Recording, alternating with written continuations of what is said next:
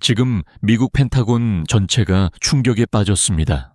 록히드 마틴이 무려 40년 동안 독점해오던 스텔스 핵심 기술을 한국이 고작 5년 만에 넘어섰다는 최고 등급 보고서가 외부로 새어나오면서 500억 달러 규모의 F-35 수주 계약이 단숨에 붕괴될 위기에 처했습니다.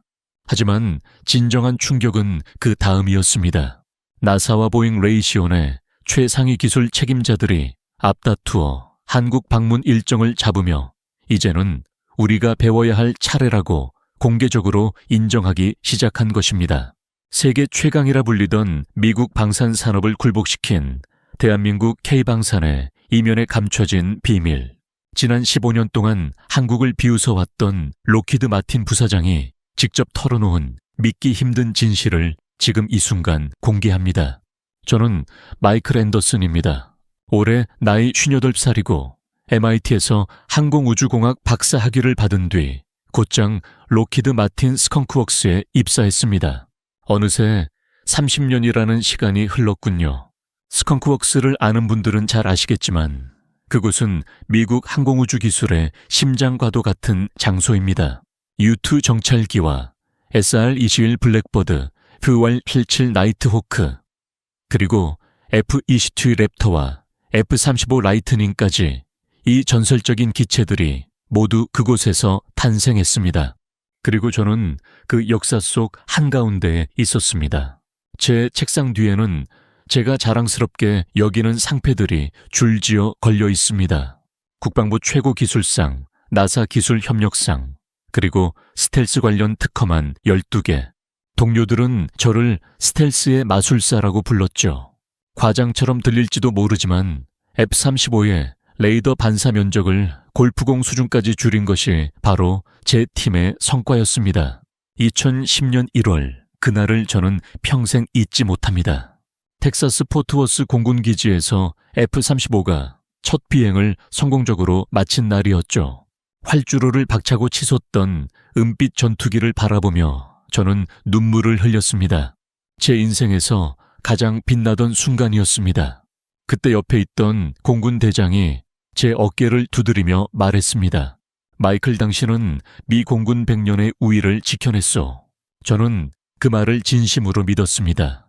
F-35는 단순한 전투기가 아니었습니다. 그것은 미국 기술력의 상징이었고 어떤 나라도 최소 반세기 동안은 따라올 수 없다고 확신했죠. 제 사무실 벽에는 세계 지도가 걸려 있고 F-35를 구매했거나 도입 예정인 국가들을 파란 핀으로 표시해 두었습니다. 영국, 일본, 호주, 이스라엘, 노르웨이, 이탈리아, 네덜란드, 그리고 한국. 2014년 한국이 F-35 합의대 도입을 확정했을 때 저는 서울에도 만족스럽게 파란 핀을 꽂았습니다. 또 하나의 고객을 확보했을 뿐이라고 생각했죠. 한국은 영원히 우리의 고객으로 남을 것이라고 믿었습니다. 사실 한국은 제게 개인적으로도 의미 있는 나라였습니다. 제가 처음으로 주도했던 국제협력 사업이 바로 한국과 함께한 T-Equip 고등훈련이 공동 개발이었기 때문입니다. 2000년대 초 한국 항공우주산업 KAI와 록히드 마틴이 손잡고 내놓은 첫 결과물이었죠. 물론 공동 개발이라는 표현에는 다소 과장이 섞여 있습니다. 실제로는 우리가 설계를 주도했고 한국은 우리의 지시에 따라 조립을 맡았을 뿐이었으니까요. 당시 한국 협상단은 기술 이전을 간절히 요구했지만 우리는 단호하게 거절했습니다. 비행 제어용 컴퓨터는 불가능합니다. 엔진 제어 기술 역시 제공할 수 없습니다. 그렇다면 최소한 항공전자 통합 기술이라도 가능하냐고요. 죄송하지만 그것마저 어렵습니다. 협상 테이블 너머에서 한국 대표단의 표정이 점점 굳어가는 모습을 보며 저는 마음속으로 중얼거렸습니다. 이해는 합니다. 하지만 이게 냉정한 현실입니다. 기술은 곧 힘이고 그 힘은 우리가 쥐고 있습니다. 제가 가장 큰 자부심을 느꼈던 부분은 F-4면보의 소프트웨어 체계였습니다. 800만 줄이 넘는 방대한 코드와 센서 융합 능력, 네트워크 중심 작전 개념이 하나로 엮이기까지 꼬박 10년이 필요했죠. 한 번은 일본 방위성 인사가 제게 질문했습니다. 이 기술을 다른 나라가 따라오려면 얼마나 걸릴까요? 저는 망설임 없이 답했습니다. 최소 30년입니다. 아니 어쩌면 영원히 불가능할 수도 있겠죠. 이것은 단순한 기술이 아니라 수십 년간 축적된 경험과 노하우의 결정체이니까요. 그런 자신감에는 분명한 근거가 있었습니다. 중국은 J2를 만들었지만 엔진 문제조차 해결하지 못했고, 러시아의 수호이 517은 스텔스라고 부르기엔 레이더 반사 면적이 지나치게 컸습니다. 유럽의 유로파이터는 여전히 4.5세대에 머물렀고, 일본의 X2 신신은 시험기를 넘어서지 못했죠. 그런데 한국은 솔직히 말해 레이더에조차 제대로 잡히지 않았습니다. KT-1 기본훈련기, D-2보시 고등훈련기, 그리고 FA-22B 경공격기까지 모두 우리 기술에 의존한 결과물들이었으니까요. 독자 개발이라는 건 애초에 상상조차 하지 말아야 한다고 생각했습니다. 2011-5년 저는 항공우주학회에서 한 편의 논문을 발표했습니다. 제목은 향후 50년간 미국 항공우주 산업의 전망이었죠. 그 논문에서 저는 이렇게 적었습니다. 미국의 항공우주 기술 격차는 앞으로 더욱 가속화될 것이다. 특히 아시아 국가들은 생산 능력은 갖추었지만 핵심 설계 기술과 시스템 통합 역량이 부족해 영원히 2류에 머무를 것이다. 이 논문은 큰 호응을 얻었고 국방부 정책 자료로도 채택되었습니다. 그때 저는 확신했습니다. 미래는 분명 우리의 것이라고. 하지만 지금 펜타곤에서 돌아오는 비행기 안에서 저는 그 논문을 다시 펼쳐 들고 있습니다. 그리고 태어나 처음으로 스스로에게 의문을 던집니다. 내가 틀렸던 걸까? 창밖으로는 구름 위를 가르며 날아가는 비행기 날개가 보입니다. 지난 30년 동안 저는 하늘을 지배하는 기술을 만들어 왔습니다. 그런데 이제 그 하늘에 새로운 도전자가 등장했다고 합니다. 바로 한국, 제가 그렇게까지 과소평가했던 그 나라입니다. 2008년 4월 저는 처음으로 한국 땅을 밟았습니다. T-50 생산 점검과 향후 협력 방안을 논의하기 위한 방문이었죠. 당시 저는 팀장급으로 승진한 지 얼마 되지 않았고 이번 출장은 제 첫 해외 프로젝트 책임자 임무였습니다. 인천공항에 도착했을 때의 인상은 솔직히 말해 실망에 가까웠습니다. 공항은 깔끔했지만 어딘가 인위적으로 꾸며놓은 듯한 느낌이었고 영어 안내 역시 매끄럽지 않았죠. 공항버스를 타고 김포로 이동하며 창밖을 바라보니 회색빛 아파트 단지들이 끝없이 이어졌습니다. 이곳이 아시아의 선진국이라 자부하는 나라의 모습인가 속으로 그렇게 생각했습니다. 김포공항에 도착하자 그 인상은 더 강해졌습니다. 활주로는 하나뿐이었고 터미널은 시골버스 터미널처럼 보였죠. KAI로 향하는 길은 좁고 굽이졌으며 논밭 사이로 낡은 공장들이 띄엄띄엄 자리 잡고 있었습니다. KAI 정문 앞에 도착하자 한국 측 관계자들이 줄을 맞춰 서서 저를 맞이하고 있었습니다. 모두 허리를 깊게 숙여 인사를 하더군요. 마이클 팀장님 먼 길 오시느라 고생 많으셨습니다. 통역을 통해 전달되는 지나치게 높은 존칭과 과도한 겸손이 오히려 불편하게 느껴졌습니다. 저는 짧게 고개만 끄덕인 뒤 곧장 본론으로 들어갔습니다. 생산 라인부터 보겠습니다. 공장 안으로 들어서자 TO-50이 조립 중이었습니다. 한국 기술자들이 바쁘게 움직이고 있었지만 솔직히 효율적이라고 보긴 어려웠습니다. 텍사스 공장과 비교하면 자동화 수준도 낮았고 작업 동작도 다소 굼떴죠. 저는 품질 관리 담당자에게 물었습니다. 불량률이 얼마나 됩니까? 그는 0.3% 정도라고 말하며 자랑스러운 표정을 지었습니다. 저는 코웃음을 쳤습니다. 우리 기준에서는 0.1% 이하여야 합니다. 개선이 필요하겠군요. 그의 얼굴이 붉어졌지만 아무 말도 하지 못했습니다. 점심시간이 되어 KAI 구내식당으로 안내받았습니다. 메뉴는 김치와 된장찌개, 그리고 이름을 알 수 없는 반찬들이었는데 솔직히 냄새부터가 부담스러웠습니다. 김치를 한 조각 집었다가 매운맛과 마늘 향에 바로 내려놓았습니다. 죄송하지만 서양 음식은 없습니까? 그들은 당황한 채 급히 샌드위치를 가져왔는데 편의점 제품이었습니다. 저는 그것마저도 겨우 몇 입 먹고 말았습니다.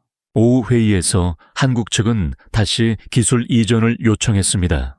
KAI 기술 담당 임원이 열정적으로 설명했죠. 우리는 이미 T50을 성공적으로 생산하고 있습니다. 이제 다음 단계로 갈 준비가 됐습니다. 비행 제어 소프트웨어만이라도 저는 말을 끊었습니다.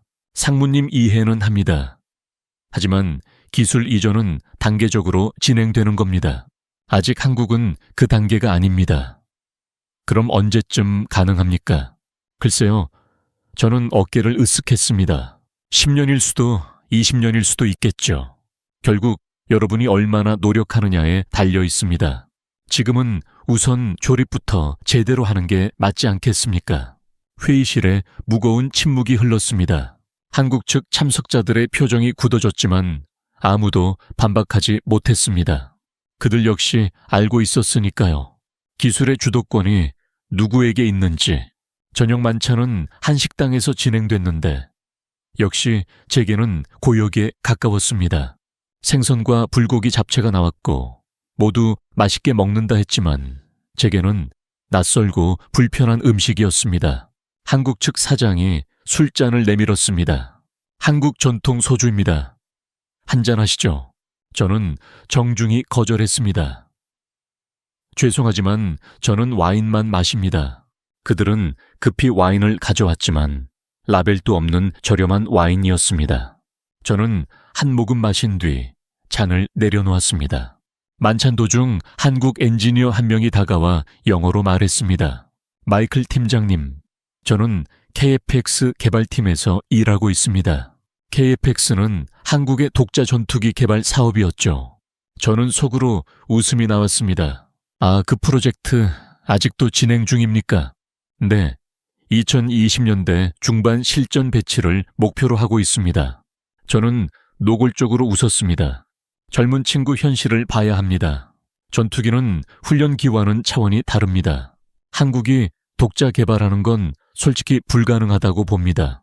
그의 눈빛이 흔들렸습니다. 하지만 한 번만 더 들어보세요. 저는 그의 어깨를 가볍게 두드리며 말했습니다. 전투기를 자체 개발하는 나라는 전 세계에 5나라뿐입니다. 미국, 러시아, 프랑스, 영국, 중국. 그중 중국조차 아직 완성도 높은 엔진을 만들지 못하고 있죠. 그런 반열에 한국이 오른다니. 꿈은 자유지만 현실은 냉정합니다. 그는 입술을 깨물며 고개를 숙였습니다. 그래도 우리는 해낼 겁니다. 그렇겠죠. 행운을 빕니다. 저는 더 이상 이야기하고 싶지 않았습니다. 다음날 KAI를 떠나기 전 마지막으로 생산 현장을 둘러봤습니다. 새벽부터 나와 일하는 한국 기술자들을 보며 순간 연민이 들었습니다. 노력은 인정합니다. 하지만 열정만으로는 기술 격차를 넘을 수 없습니다. 공항으로 가는 차 안에서 동행한 KAI 부사장이 조심스럽게 물었습니다. 이번 방문은 어떠셨습니까? 아직 부족한 점이 많죠. 저는 외교적으로 답했습니다. 가능성은 보입니다. 하지만 갈 길은 멀어 보입니다. 조언을 부탁드립니다. 글쎄요. 저는 창밖을 보며 말했습니다. 기본에 충실하세요. 너무 큰 목표를 잡지 말고 할 수 있는 것부터. 독자 개발은 솔직히 시간 낭비입니다. 그는 말없이 고개만 끄덕였습니다. 공항 대기실에서 비행기를 기다리며 보고서를 작성했습니다. 한국 항공우주 산업 평가 생산 능력은 무난하나 독자 기술력은 없음 향후 20-30년간 미국 기술 의존 불가피 위협 수준 없음 이륙하는 비행기 안에서 점점 작아지는 한국을 내려다보며 생각했습니다. 다시 올 일은 없겠지. 와도 달라질 건 없을 거야. 그때는 몰랐습니다.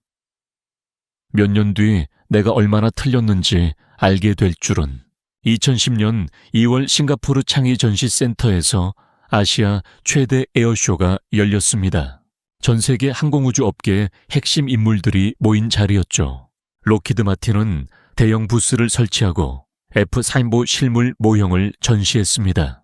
저는 F-35 프로그램 기술 책임자로 발표를 맡았습니다. 부스는 관람객들로 가득 찼습니다. 각국 국방 관계자, 언론 항공 마니아까지 모두가 F-35를 보기 위해 줄을 섰죠. 신사숙녀. 여러분, 이것은 단순한 전투기가 아닙니다. 21세기 공중전의 판도를 바꿀 존재입니다. 설명이 이어질수록 탄성이 터졌고 스텔스 센서, 융합 네트워크 능력을 말할 때마다 플래시가 쏟아졌습니다. 바로 옆에는 한국 부스가 있었습니다. T-50과 개발 초기 단계에 FA-50이 전시돼 있었죠. 솔직히 초라했습니다. F-35 부스의 10분의 1 크기 관람객도 드물었습니다. 대부분 스쳐 지나가거나 잠깐 보고 고개를 저었죠. 점심시간 동료들과 한국 부스를 둘러봤습니다. 반은 호기심, 반은 구경이었습니다. KI 직원들은 열심히 설명했지만 영어가 익숙하지 않아 전달이 부족해 보였습니다. 중동 대표단이 FA-50 앞에서 고개를 갸웃했습니다. 공격기라기엔 장난감 같군. 그 말을 들은 직원이 설명하려 했지만 이미 그들은 돌아섰죠. 그때 동료 존이 제 옆구리를 찔렀습니다. 마이클, 저기 가격 좀 봐. FA-50 옆 가격표 3천만 달러. 우리는 웃음을 터뜨렸습니다. 3천만 달러라니. 중고 F-16기 낫겠는데 저걸 누가 사겠어? 완전한 낭비지. 한국 사람들은 자신들이 무엇을 만들고 있는지도 모르는 것 같군. 우리의 웃음이 조금 컸던 모양입니다. 한국 부스 직원들이 우리를 바라봤죠. 한 젊은 여직원의 눈가가 젖어 보였지만 저는 신경 쓰지 않았습니다. 그때 한국 KI 부스 책임자가 다가왔습니다. 2년 전 사천에서 만났던 그 부사장이었죠. 마이클 팀장님, 오랜만입니다. 아, 네, 안녕하세요. 저는 형식적으로 인사했습니다. FA-20은 어떻게 보십니까? 글쎄요, 저는 어깨를 한번 들썩였죠. 노력은 보이지만 시장 경쟁력은 솔직히 의문입니다. 그의 표정이 굳어졌습니다. 우리는 가격 경쟁력이 있습니다. 가격만으로는 부족하죠. 성능, 신뢰성, 호환성 모두 중요합니다. 그리고 무엇보다 저는 F-35 부스를 가리켰습니다. 저게 진짜 전투기죠. FA-50은 뭐랄까 훈련기에 무장만 단 느낌 아닌가요? 그는 입술을 깨물었지만 말은 잊지 못했습니다. 그래도 우리는 계속 발전할 겁니다. 또 KPX 얘기군요. 저는 한숨을 내쉬었습니다. 부사장님, 현실적으로 보세요. 한국에 독자 전투기 예산이 있습니까? 기술은 엔진은요. 우리는 해낼 겁니다. 네, 행운을 빕니다. 저는 더 말하고 싶지 않아 등을 돌렸습니다. 그날 저녁 주최 측이 마련한 갈라 디너가 열렸습니다. 각국 방산업체 CEO와 국방부 고위 인사들이 모인 화려한 자리였죠. 저는 메인 테이블에 앉았고 한국 대표단은 구석에 있었습니다. 저녁 내내 그들은 조용했고 일찍 자리를 떴죠. 파티가 한창일 때 보잉 부사장이 제게 말했습니다. 한국은 좀 안 됐지만 현실을 모르는 것 같아. 저도 고개를 끄덕였습니다. 꿈은 큰데 실력이 못 따라오네요. 우리는 샴페인 잔을 부딪혔습니다. 다음날 에어쇼, 마지막 날이었습니다. 오후 비행 시범의 하이라이트는 F-35였죠. 수직 이착륙 고기동, 선회 스텔스 시연에 관중석은 환호로 가득 찼습니다. 이어서 합세구 시범 비행이 시작됐습니다. 솔직히 나쁘진 않았어요.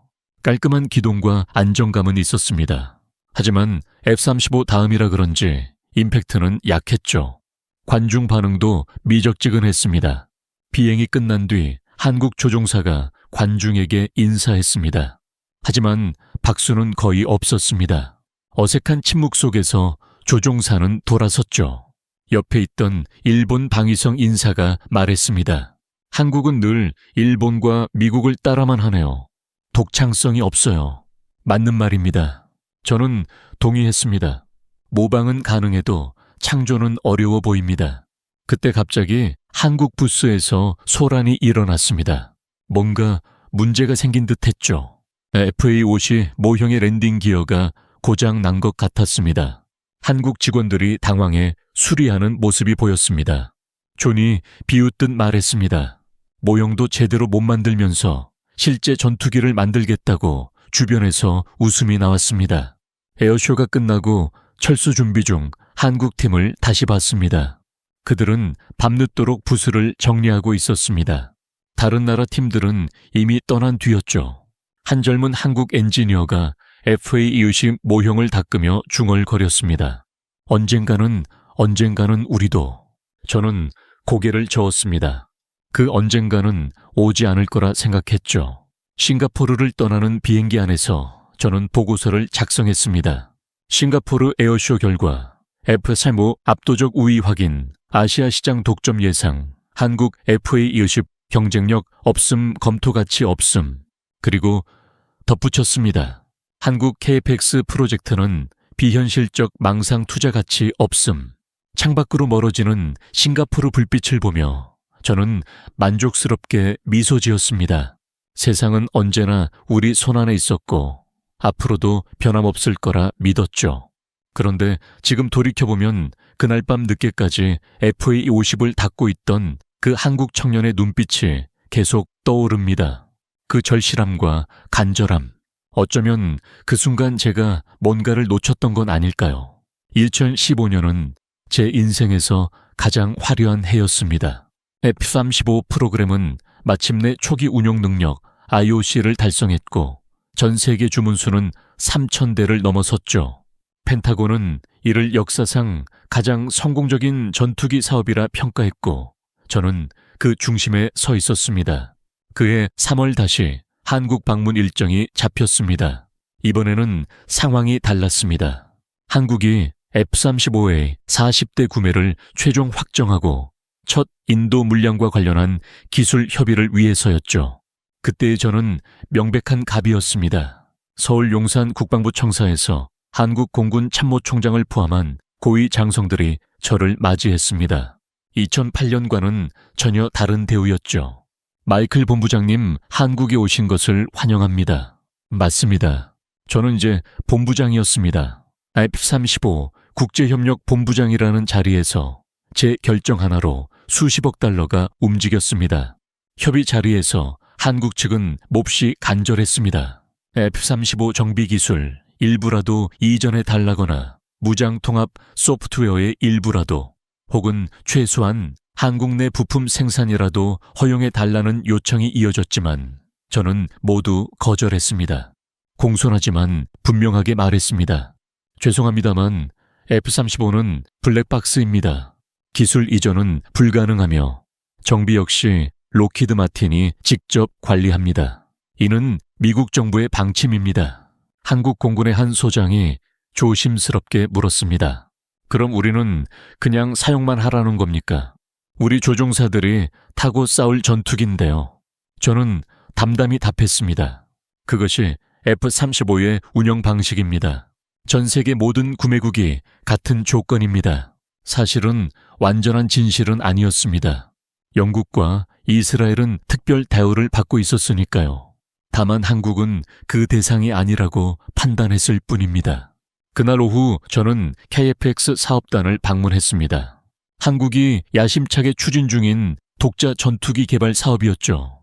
프레젠테이션 룸에서 그들은 개발 일정과 목표 성능 그리고 예상 비용을 열정적으로 설명했습니다. 저는 중간에 손을 들어 말을 끊었습니다. 신뢰는 가지만 엔진은 어떻게 할 계획입니까? 미국 GE 엔진을 도입할 예정입니다. 레이더는 이스라엘과 협력하거나 유럽 제품을 검토 중입니다. 항공전자 역시 해외 도입입니다. 그 말을 듣고 저는 웃음을 참지 못했습니다. 그렇다면 도대체 무엇을 자체 개발한다는 겁니까? 기체 외판입니까? 회의실은 순식간에 조용해졌습니다. KFX 사업단장의 얼굴이 붉어졌죠. 우리는 단계적으로 국산화 비율을 높일 계획입니다. 초기에는 60%지만 최종적으로는 단장님, 저는 진지한 표정으로 말을 이었습니다. 전투기는 레고 블록이 아닙니다. 이것저것 사서 조립한다고 완성되는 게 아닙니다. 시스템 통합과 소프트웨어, 그리고 융합 능력이 핵심입니다. 한국에 그런 역량이 있습니까? T-50이 성공한 것은 우리가 기술을 제공했기 때문입니다. 솔직히 말하면 KF-X는 20년이 지나도 완성되기 어렵습니다. 그날 저녁 한국방위사업청장이 주최한 만찬이 열렸습니다. 최고급 한정식당이었고 이번에는 제대로 된 와인도 준비돼 있었지만 분위기는 무거웠습니다. 청장이 조심스럽게 입을 열었습니다. 마이클 본부장님, 한국과 미국은 혈맹 아닙니까? 한국전쟁 이후 거의 70년 동안 이어진 관계입니다.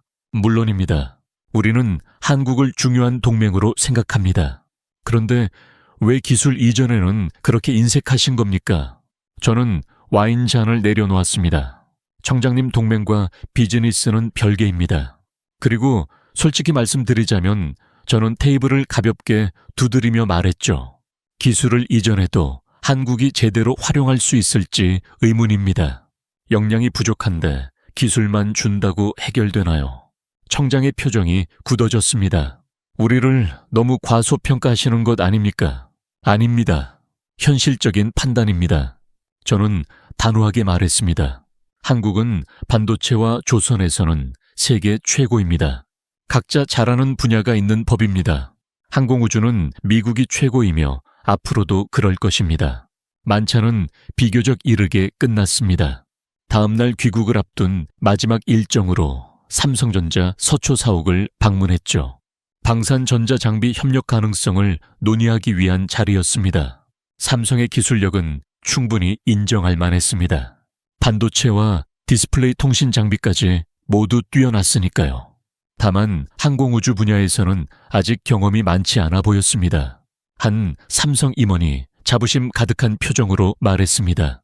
우리는 F-35에 들어가는 메모리 칩을 공급하고 있습니다. 물론 훌륭한 성과죠. 저는 미소를 지었습니다. 부품 공급사로서는 훌륭한 파트너입니다. 부품 공급사라는 표현은 의도적으로 선택한 단어였습니다. 그들의 위치를 분명히 하기 위해서였죠. 2015년 12월 F-35 초도 물량이 한국에 인도되던 날이 떠올랐습니다. 청주 공군기지에서는 성대한 행사가 열렸고 저 역시 로키드 마틴 대표단으로 참석했습니다. 한국 대통령은 축사에서 말했습니다. 오늘은 대한민국 공군이 세계 최강의 전투기를 보유하게 된 역사적인 날입니다. 맞는 말이었습니다. F-35를 보유하게 된 것은 사실이니까요. 하지만 그것이 한국이 만든 전투기는 아니었습니다. 행사가 끝난 뒤 한국 공군 조종사들과 대화를 나눴습니다. 모두가 F-35를 조종하게 된 것을 자랑스러워하고 있었죠. 그중 한 젊은 소령이 제게 물었습니다. 언젠가 한국도 이런 전투기를 만들 수 있을까요? 저는 그의 어깨를 두드리며 말했습니다. 조종을 잘하는 것도 중요한 일입니다. 모두가 다 만들 필요는 없잖아요. 그는 말없이 고개만 끄덕였습니다. 귀국 비행기 안에서 저는 2015년을 정리하는 보고서를 작성했습니다. F-35 프로그램 연간 보고, 아시아 시장 완전 장악, 한국 40대, 일본 42대, 호주 72대 확정 경쟁자 없음 향후, 30년 독점적 지위 유지 예상, 그리고 마지막에 이렇게 적었습니다. 한국 KF-X 진전 없음 예산 부족 기술 부재 현실성 없음 모니터링 불필요 보고서를 마칠 즈음 저는 승진했습니다. 46세에 로키드 마틴 최연소 부사장이 된 것이었죠. 축하 파티에서 CEO가 제게 말했습니다. 마이클 잔의 덕분에 F-35는 역사상 가장 성공한 전투기가 됐네. 이제 우리의 독주를 막을 자는 없어. 저는 샴페인 잔을 들며 건배했습니다. 미국 항공우주 산업의 영원한 승리를 위해 그때까지도 저는 확신하고 있었습니다. 우리의 기술 패권은 영원할 것이고 하늘은 언제나 우리의 것일 거라고 한국 KF-X는 작은 나라의 헛된 꿈에 불과하다고 말이죠. 그런데 지금 생각해보면 청주기지에서 만났던 그 젊은 한국 조종사의 눈빛이 잊히지 않습니다. F-35를 바라보던 그의 눈에는 부러움과 함께 다른 무언가가 담겨 있었습니다. 무례함이었을까요? 아니면 도전이었을까요? 어쩌면 그때 이미 무언가가 시작되고 있었던 것은 아닐까요? 2008년부터 2015년까지 저는 하늘 위에서 세상을 내려다보고 있었습니다. 기술의 정점에서 패권의 중심에 서 있다고 믿으며 완벽하게 안전하다고 생각했죠. 한국은 우리가 만든 것을 사가는 고객일 뿐이었고 앞으로도 영원히 그럴 것이라 확신했습니다. 하지만 역사는 늘 조용한 전조로 우리를 가르칩니다. 저도 모르는 사이 한국에서는 조용한 변화가 시작되고 있었던 겁니다. 2020년 3월 코로나가 세상을 멈춰 세웠습니다. 록히드 마틴 역시 예외는 아니었습니다. 생산 라인은 멈췄고 부품 공급망은 마비되었습니다. F-35 납품 일정은 크게 흔들렸고 각국의 불만이 터져 나왔습니다. 저는 집에서 화상회의로 위기관리팀을 이끌고 있었습니다. 화면 속 동료들의 표정은 모두 어두웠죠. 일본 나고야 공장, 셧다운 3주째, 이탈리아 부품 공급 중단, 호주 정비 일정, 6개월 지연 F-325 프로그램은 처음으로 심각한 위기를 맞았습니다. 우리가 자랑하던 글로벌 공급망이 오히려 약점이 된 순간이었죠. 그런데 이상한 소식 하나가 들려왔습니다. 한국 KAI 코로나 상황에서도 정상 가동 중 KF-21 시제기 출고 임박 처음에는 대수롭지 않게 넘겼습니다. 겉모습만 만든 것일 거라 생각했죠. 하지만 며칠 뒤 충격적인 사진이 인터넷에 올라왔습니다. KF-21 보람의 시제기가 경납고에서 나오는 장면이었습니다. 저는 노트북 화면을 확대해 자세히 살펴봤습니다. 동체 라인 스텔스 형상 무장, 장착부까지 예상보다 훨씬 완성도가 높아 보였습니다. 설마라는 생각이 스쳤지만 곧 부정했습니다. 아니야, 겉모습만 그럴 뿐이야. 하지만 알 수 없는 불안이 조금씩 고개를 들었습니다. 우리가 코로나로 발이 묶여 있는 동안 한국은 멈추지 않고 앞으로 나아가고 있었던 겁니다. 2020년 4월 한국 ADD 국방과학연구소가 AESA 레이더를 자체 개발하는 데 성공했다는 발표를 했습니다. 그 소식을 접한 저는 곧바로 키보드를 두드리며 자료를 검색했습니다. 한국 AESA 레이더, KF-21 레이더 코리아 파이터 제트 관련 정보들은 평범하지 않았습니다. 1000개가 넘는 송수신 모듈 다중, 표적 추적 전자전 능력. 이건 말이 안 돼. 저는 속으로 중얼거렸습니다. AESA 레이더는 미국과 유럽, 이스라엘만 가능한 영역이었으니까요. 곧바로 동료 제임스에게 전화를 걸었습니다. 제임스, 한국 AESA 레이더 기사 봤지? 아마 과장된 발표일 거야. 실제로는 이스라엘 기술을 쓴 게 아닐까 그렇게 생각하고 싶었지만 며칠 뒤 더 충격적인 소식이 들려왔습니다. 한국이 독자 개발한 장거리 공대공 미사일의 시험 발사에 성공했다는 내용이었죠. 저는 펜타곤에 있는 오래된 친구에게 연락했습니다. 톰, 한국 무기 개발 상황 좀 알아봐 줄 수 있어. 왜 갑자기 한국이야? 그냥 뭔가 이상해서. 일주일 뒤 톰이 보내온 보고서를 읽고 저는 커피를 쏟을 뻔했습니다. 한국방산기술평가, 기밀 KF-20 개발 일정, 예상보다 2년 빠름, AESA 레이더, 실전 배치 가능 수준, 스텔스 기술 독자, 확보, 아람 코팅 자체, 개발 무기체계, 국산화율, 90% 달성, 위협 수준 재평가 필요. 재평가 필요라는 문장이 머릿속을 떠나지 않았습니다. 2020년 7월 온라인으로 열린 국제방산 컨퍼런스에서 한국의 발표를 직접 듣게 됐습니다. KAI의 젊은 여성 엔지니어가 영어로 발표를 했는데 유창한 영어와 깊은 기술 이해에 놀랐습니다. KF-21은 45세대에서 시작하지만 단계적 업그레이드로 5세대 수준까지 발전할 것입니다. 우리는 이미 내부 무장창 설계를 완료했습니다. 내부 무장창이라는 말에 저는 즉시 손을 들었습니다. 록히드 마틴의 마이클 앤더슨입니다. 개발 비용과 시간을 어떻게 그렇게 줄였습니까? 그녀는 미소를 지으며 답했습니다. 디지털 트윈과 AI 시뮬레이션을 활용해 시행착오를 줄였고 개발 속도를 절반으로 단축했습니다. 그리고 잠시 말을 멈췄습니다. 우리에게는 절박함이 있었습니다. 북한의 위협 앞에서 빨리 움직일 수밖에 없었습니다. 절박함이라는 단어가 가슴에 깊이 박혔습니다. 2020년 9월 저는 한국 공군의 F-35 운용 보고서를 입수했습니다. 놀랍게도 한국은 우리가 제공하지 않은 정비 기법을 자체 개발해 적용하고 있었습니다. 정비 시간 30% 단축 가동률 95%. 어떻게 이런 일이 가능하지? 저는 즉시 기술팀을 불렀습니다. 한국이 F-35 정비 매뉴얼을 개선했다는데 확인해봐. 일주일 뒤 돌아온 답은 충격이었습니다. 사실입니다. 한국식 정비 방식이 더 효율적입니다. 우리도 도입을 검토해야 합니다. 우리가 만든 전투기를 그들이 더 잘 운용하고 있다니 믿기 힘들었습니다. 2020년 11월 KF-21은 첫 지상 활주 시험을 시작했습니다. 유튜브 생중계를 보며 저는 손에 땀을 쥐고 있었습니다. 실패해라, 실패해라. 하지만 시험은 완벽하게 끝났습니다. 댓글창은 한국어와 영어 축하 메시지로 가득 찼습니다. 코리아 파이팅, 폴란드에서 축하합니다. 인상적이다. 언제 구매할 수 있나? 폴란드 구매 문의까지 등장했습니다. 불안한 예감은 현실이 되고 있었습니다. 그해 크리스마스 가족과 저녁을 먹으면서도 저는 멍하니 앉아 있었습니다. 아내가 물었습니다. 무슨 생각해? 한국이 뭔가 하고 있어. 한국 그 작은 나라가 뭘 할 수 있겠어? 저는 대답하지 못했습니다. 작은 나라라고 정말 그렇게만 봐도 되는 걸까? 2021년에 들어서자 변화는 더 빨라졌습니다.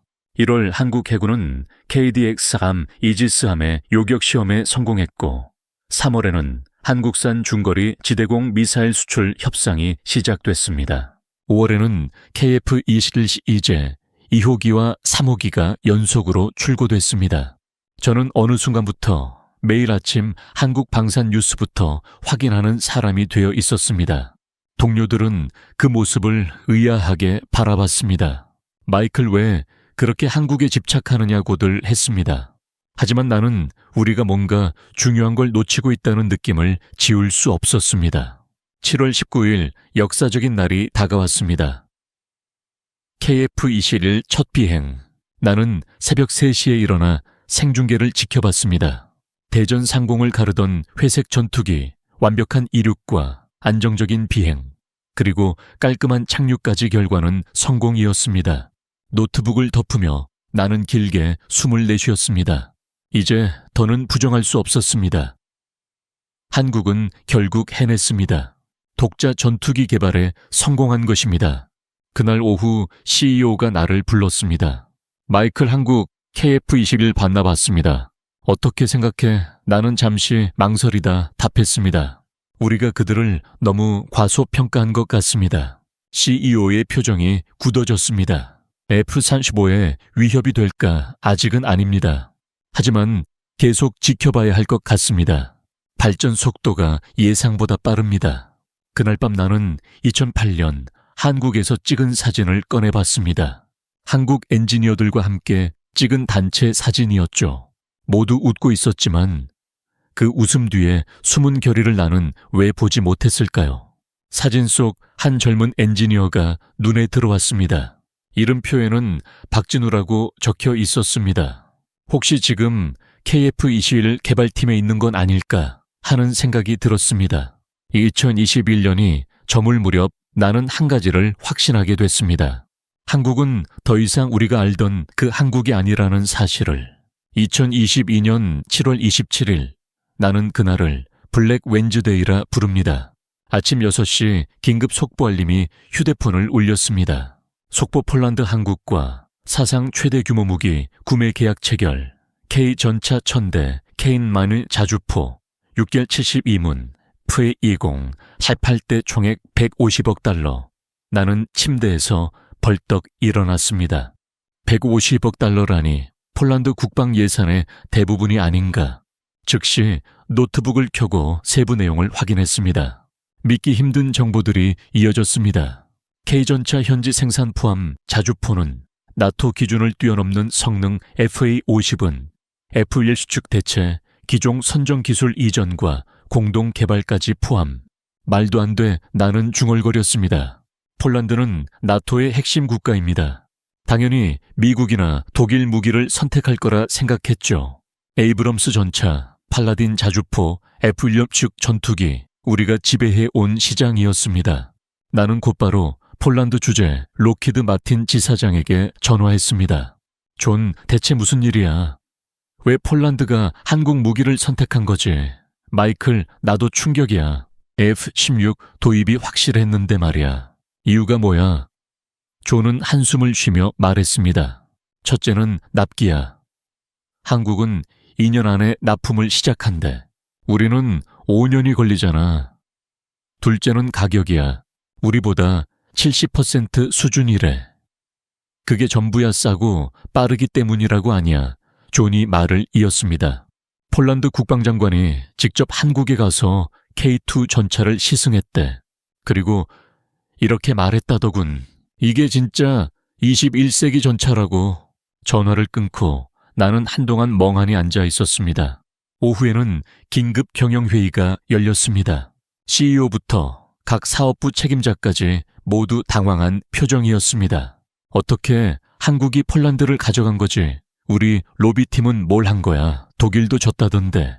마케팅 담당 부사장이 분석을 시작했습니다. 한국의 전략은 단순한 판매가 아니었습니다. 기술 이전, 현지 생산 공동 개발까지 포함한 완전한 파트너십이었습니다. 그게 그렇게 특별한가? CEO가 물었습니다. 우리는 완제품만 팔려고 했지 않나? 한국은 기술 자체를 나누겠다고 한 겁니다. 회의실이 조용해졌습니다. 기술 담당 부사장이 말했습니다. 더 큰 문제는 성능입니다. K2 전차를 실제로 분석해보니 상당합니다. 자동 장전 시스템, 능동 방어 체계, 네트워크 중심전 능력 일부 영역에서는 M1AT보다 앞섭니다. 그게 가능해. CEO는 믿기지 않는 표정이었습니다. 한국이 지난 10년간 조용히 준비해 온 결과입니다. 우리가 중동에서 전쟁에 매달릴 때 그들은 미래를 준비한 겁니다. 8월에는 더 충격적인 소식이 전해졌습니다. 노르웨이가 K9 자주포 추가 도입을 결정했고 호주가 한국 장갑차에 관심을 보인다는 내용이었습니다. 나는 데이터 분석팀에 지시했습니다. 지난 5년간 한국 방산 수출 현황에 대한 모든 자료를 수집하라고. 일주일 뒤 받아든 보고서는 그 자체로 충격이었습니다. 2017년 32억 달러였고 2018년 35억 달러, 2019년 40억 달러, 2020년 45억 달러, 2021년 70억 달러, 2022년에는 170억 달러가 예상됐습니다. 불과 5년 만에 5배로 커졌고 성장 속도는 점점 더 빨라지고 있었죠. 9월 저는 유럽 방위산업 전시회에 참석했습니다. 그런데 그곳에서 매우 낯선 장면을 보게 됐습니다. 전시장 한복판에 한국 부스가 자리 잡고 있었던 겁니다. 2010년 싱가포르에서 봤던 모습과는 완전히 달랐습니다. K2, K9, 천궁 현무가 실물과 모형으로 가득 전시돼 있었고 관람객들로 붐비고 있었죠. 특히 인상 깊었던 건 한국 직원들이었습니다. 유창한 영어 실력, 전문적인 기술 설명, 흔들림 없는 자신감. 15년 전에 위축된 모습은 전혀 보이지 않았습니다. 반면 독일 라인메탈 부스는 한산했습니다. 그때 독일 CEO가 다가와 제게 말했습니다. 한국이 우리 시장을 거의 가져가고 있어. 당신들도 조심해야 할 거야. 전투기는 다르지 않겠느냐고 묻자 그는 잠시 머뭇거리다 말했죠. 글쎄, KF-21이 수출을 시작하면 상황이 달라질 수도 있지. 그날 저녁 리셉션에서 또 한 번 충격적인 장면을 목격했습니다. 나토 사무차장이 한국 방위사업청장과 진지하게 대화를 나누고 있었던 겁니다. 통역을 통해 들은 내용은 한국 방산 역량을 나토 기준으로 인증하는 방안을 검토 중이라는 것이었습니다. 나토 표준이라는 말은 사실상 한국을 서방방산 클럽의 정회원으로 인정한다는 뜻이었습니다. 10월 터키가 충격적인 발표를 했습니다. 알타이 전차 개발을 중단하고 K2 전차 생산 라이선스를 구매하겠다고 한 겁니다. 더 놀라운 건 한국과 차세대 전투기를 공동 개발하겠다는 계획이었습니다. 저는 터키 관계자에게 물었습니다. 왜 우리 대신 한국을 선택했습니까? 그는 이렇게 답했습니다. 한국이 기술 공유를 약속했어요. 100% 기술 이전입니다. 그렇다면 한국은 무엇을 얻는 거냐고 묻자 그는 시장이라고 답했습니다. 터키를 통해 중동과 중앙아시아로 진출하는 거죠. 기술을 나누고 시장을 얻는 전략이었습니다. 11월 인도네시아가 KF-21 공동 개발에 다시 참여하겠다고 선언했습니다. 미뤄왔던 분담금을 전액 납부하고 추가로 50대 구매 의사도 밝혔죠. 이제 KF-21은 더 이상 한국만의 전투기가 아니었습니다. 인도네시아와 터키, 그리고 폴란드까지 관심을 보이는 국제 프로젝트가 된 겁니다. 12월 연말 경영전략회의에서 CEO는 분명히 말했습니다. 내년부터 한국을 공식 경쟁자로 분류한다. 중국보다 더 위험할 수 있다. 드디어 인정한 셈이었죠. 한국이 진짜 경쟁자가 되었다는 사실을. 하지만 저는 속으로 생각했습니다. 너무 늦은 건 아닐까. 2022년이 끝나갈 무렵 저는 상사에게 제안했습니다. 제가 직접 한국에 가보겠습니다. 현장을 보고 평가하겠습니다. 15년 만의 말이죠. 이번에는 제대로 봐야 할 것 같습니다. 상사는 고개를 끄덕이며 말했습니다. 좋아하지만 이번엔 다르게 접근해 그들을 인정하고 배울 건 배워와. 미국이 한국에게서 배운다는 건 15년 전엔 상상도 못했던 일이었습니다. 2023년 1월 둘째 주, 저는 한국행 준비를 하고 있었습니다. 그런데 준비를 할수록 묘한 감정이 들었습니다. 긴장이라기보다는 두려움에 가까운 감정이었죠. 내가 과연 무엇을 보게 될까? 짐을 싸며 2008년 첫 방문 때의 자료를 다시 꺼내봤습니다. 그때 제가 작성한 평가서 한 문장이 눈에 들어왔습니다. 한국 항공우주 산업 기술력, 전무 독자 개발 능력, 없음 위협 수준 제로. 지금 생각하면 얼마나 오만했는지 아내가 물었습니다. 한국 가는 일 때문에 왜 그렇게 신경 써? 이번 출장이 중요해서. 그래, 뭐가 그렇게 중요해? 그냥 작은 나라 아니야. 저는 아내를 바라보며 말했습니다. 불과 몇 년 전까진 나도 그렇게 생각했어. 하지만 지금은 아니야. 적어도 방산 분야에서는 출발 전날 저는 한국 관련 최신 자료를 다시 정리했습니다. KF-21 양산 준비 단계, K2 전차 내 개국 수출 확정, K-9 자주포 세계시장 점유율 50% 돌파, 한국 방산 수출 연간 200억 달러 목표, 그 숫자가 계속 머릿속을 맴돌았습니다. 불과 5년 전만 해도 30억 달러였는데 말이죠. 1월 15일 인천공항 15년 만에 재방문이었습니다. 공항은 완전히 달라져 있었습니다. 첨단 시설과 완벽한 영어 서비스, 그리고 무엇보다 자신감 넘치는 한국인들의 표정이 눈에 들어왔습니다. 입국장을 나서자 KAI에서 나온 마중 인원이 기다리고 있었습니다. 예상과 달리 영어가 매우 유창한 젊은 여성이었죠. 마이클 앤더슨 부사장님 환영합니다. 저는 KAI 국제협력팀 김지연 과장입니다. 과장이라고 했지만 나이는 30대 초반으로 보였습니다. 반갑습니다. 그런데 영어를 정말 잘하시네요. MIT에서 항공우주공학 박사를 했습니다. 마이클 부사장님 논문도 많이 읽었어요. MIT 박사다. 내 논문까지 읽었다고. 서울로 이동하는 차 안에서 그녀가 말했습니다. 15년 전에도 방문하셨다고 들었습니다.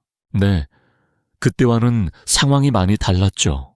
그녀가 미소 지었습니다. 아마 많이 놀라실 거예요. 고속도로를 달리며 창밖을 바라봤습니다. 빽빽한 아파트 풍경은 그대로였지만 어딘가 달랐습니다. 더 정돈되고 더 현대적이며 자신감이 느껴졌다고 할까요? 호텔에 체크인하고 짐을 푼 뒤 바로 약속이 있었습니다. 놀랍게도 한국방위사업청 차장이 직접 만나자고 한 것이었죠. 장소는 강남의 한 레스토랑이었고 이번에는 한식이 아닌 프렌치 레스토랑이었습니다. 마이클 부사장님, 오랜만입니다. 차장의 얼굴을 보는 순간 기억이 스쳤습니다. 혹시 이분 2008년에 KAI에서 만났던 분 아닌가요? 그때 신입 엔지니어였죠. 부사장님이 조립이나 제대로 하라고 하셨던 말 아직도 기억합니다. 순간 얼굴이 달아올랐습니다. 그땐 죄송했습니다. 아닙니다. 그가 웃었습니다. 덕분에 더 열심히 했습니다. 자극이 됐거든요. 식사를 하며 그는 지난 15년간 한국 방산이 어떻게 변했는지 설명했습니다. 우리는 오직 하나의 목표만 봤습니다. 독자 기술 확보, 누구에게도 의존하지 않는 것. 그래서 기술 이전도 마다하지 않는 겁니까? 우리는 기술을 독점하지 않습니다. 나누고 함께 성장하는 것이 더 중요하다고 믿습니다. 완전히 다른 철학이었습니다. 우리는 기술을 무기로 삼았지만 그들은 기술을 다리로 만들고 있었죠. 내일 KAI 방문이 기대되실 겁니다. 그가 말했습니다. 특별히 모든 시설을 공개하라고 지시했습니다. 모든 시설을요? 네, 숨길 게 없으니까요. 오히려 보고 배워가시길 바랍니다. 배워가라. 한국이 미국에게. 다음 날 아침 KAI로 향하는 길에서 손이 떨렸습니다. 대체 무엇을 보게 될까? 김지연 과장이 말했습니다. 긴장하신 것 같네요. 아니요, 그냥 기대돼서요. 오늘은 좋은 하루가 될 겁니다. 준비를 많이 했거든요. 사천에 도착했을 때 15년 전과는 완전히 다른 광경이 펼쳐졌습니다. 거대한 현대식 건물들, 활주로를 오가는 KF-21들, 그리고 무엇보다 저기 보이는 것이 우리의 미래입니다. 그녀가 가리킨 곳에는 KF-21 블록이라고 적힌 차세대 전투기가 있었습니다. 완전한 스텔스 형상 F2와 F-35를 합친 듯한 디자인. 이게 정말 한국이 만든 거라고. 2023년 1월 17일 화요일 오전 9시 KAI 본사 브리핑룸. 200명은 충분히 들어갈 대강당에 저 혼자 앉아 있었습니다. 앞쪽 초대형 스크린에는 마이클 앤더슨을 환영합니다 라는 문구가 떠 있었죠. 곧 KAI 사장이 직접 들어왔습니다. 50대 중반의 중후한 남성이 완벽한 영어로 인사를 건넸습니다. 마이클 부사장님 15년 만입니다. 순간 기억이 떠올랐습니다. 2008년 KFX를 하겠다고 말하던 젊은 엔지니어 박진우 씨 맞죠? 네, 맞습니다. 이제는 사장이 됐습니다. 그때 신입 엔지니어가 지금은 KAI 사장이라니. 당시 부사장님이 꿈은 자유지만 현실을 직시하라고 하셨죠. 덕분에 현실을 직시했습니다. 그리고 그 현실을 바꿨습니다. 프레젠테이션이 시작됐습니다. 첫 화면에는 KF-21 개발 과정이 나왔습니다. 2015년 개발, 시작 2021년, 첫 비행, 2024년 양산, 단 9년 만에 완성했습니다. 어떻게 그렇게 빨랐습니까? 디지털 트윈과 AI를 활용했습니다. 가상 공간에서 10,000번의 시뮬레이션을 돌렸습니다. 실제 시제기는 6대 뿐이었습니다. 효율성에 놀랐습니다. 우리 F-35는 시제기만 15대 개발 기간은 20년이었으니까요. 다음은 기술 사양, AESA, 레이더 송수신, 모듈 1200개, 탐지거리 200, 킬로미터 동시 다중 표적 추적. 잠깐 그건 F-35보다 일부 성능은 앞섭니다. 최신 기술을 적용했으니까요. 너무도 당연하다는 그의 태도 앞에서 더 이상 말을 잇지 못했습니다. 이어서 생산 라인 투어가 진행되자 거대한 조립 공장 안에서 예상 밖의 장면이 펼쳐졌습니다. KF-21 기체들이 동시에 조립되고 있었던 겁니다. 완전 자동화 로봇과 숙련된 인력의 조화가 인상적이었죠. 현재 월 생산 능력은 4대이며 내년에는 월 8대로 확대할 계획이라고 했습니다. 이렇게 빠른 생산이 가능한 이유가 있었습니다. 우리는 자동차 산업에서 배웠습니다. 현대차의 생산 시스템을 항공기에 적용한 겁니다. 전투기에 자동차 생산 방식을 도입한다는 건 미국에서는 상상도 하지 못할 일이었죠. 이어서 복합 소재 생산동으로 이동했습니다. 이곳에서 KF-2 시리의 스텔스 웨피가 만들어지고 있었습니다. 검은색 복합 소재가 정밀하게 성형되고 있었고 아람 코팅 기술은 전부 자체 개발이라고 했습니다. 10년 동안 비밀리에 연구해 왔다고 하더군요. 미국이 기술을 주지 않자 결국 우리가 직접 만들었다는 말이었습니다. 그의 말에는 뼈가 있었고 저는 반박할 수 없었습니다. 우리가 기술을 막았고 그들은 스스로 길을 찾아낸 셈이니까요. 점심시간 KAI 군의 식당에 들어섰습니다. 15년 전과는 완전히 달라진 모습이었습니다. 한식, 양식, 중식, 일식까지 다양한 메뉴가 준비돼 있었죠. 이제 샌드위치는 필요 없으시겠네요. 박 사장이 웃으며 말하자 또다시 얼굴이 붉어졌습니다. 15년 전 제 무례함을 아직도 기억하고 있었던 겁니다. 젊은 엔지니어들과 같은 테이블에 앉았습니다. 평균 연령은 30대 초반이었고 절반은 해외 박사 출신이었습니다. 왜 한국으로 돌아왔냐는 질문에 한 여성 엔지니어가 답했습니다. 여기가 더 재밌어요. 미국은 너무 느리잖아요. 결정 하나에 1년씩 걸리니까요. 맞는 말이었습니다. 우리는 관료주의에 발목 잡혀 있었던 거죠. 오후에는 시뮬레이션 센터를 찾았습니다. 거대한 돔 스크린 안에서 가상 공중전이 펼쳐지고 있었습니다. KF-21과 F-35 결과는 어떠냐는 질문에 상황에 따라 다르지만 평균 64로 F-35가 앞선다는 답이 나왔습니다. 64면 충분히 싸울 수 있다는 의미죠. 가격은 절반인데 성능은 80% 이상이니까요. 무기통합시험실에는 각종 미사일과 폭탄이 전시돼 있었고 대부분 국산이었습니다. 미국 무기 의존도는 20% 미만이며 필요하면 100% 국산 무장도 가능하다고 했습니다. 자주국방 그들이 목표로 했던 지점에 도달한 겁니다.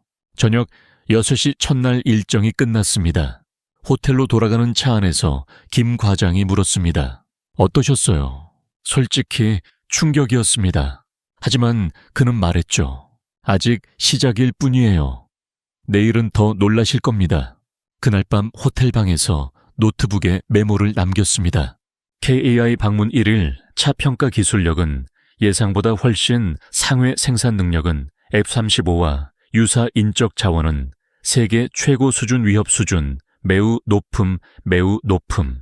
15년 전엔 제로라고 썼던 그 자리를 떠올리며 쉽게 잠들 수 없었습니다. 창밖으로 사천의 야경이 보였고 멀리 KAI 공장의 불빛이 밤늦도록 켜져 있었습니다. 저 사람들은 언제 쉬는 걸까 문득 깨달았습니다. 그들이 우리를 따라잡은 이유는 단순했습니다. 우리가 잠 안에 빠져 있는 동안 그들은 2배 더 치열하게 일해왔던 겁니다. 우리가 방심하고 있던 사이 1월 18일 수요일 오늘 일정은 하나시스템 구미 사업장 방문이었습니다. AESA 레이더 개발의 중심지죠. 김 과장이 설명했습니다. 구미에 도착해 가장 먼저 본 것은 거대한 레이더 시험동이었습니다. 축구장 크기의 전파 무반 사실에서 하나시스템 레이더 연구소장이 맞이했습니다. 40대 초반의 젊은 소장이었고 스탠퍼드에서 전자공학 박사를 했다고 했습니다. 마이클 부사장님의 강의를 들었던 학생이었죠.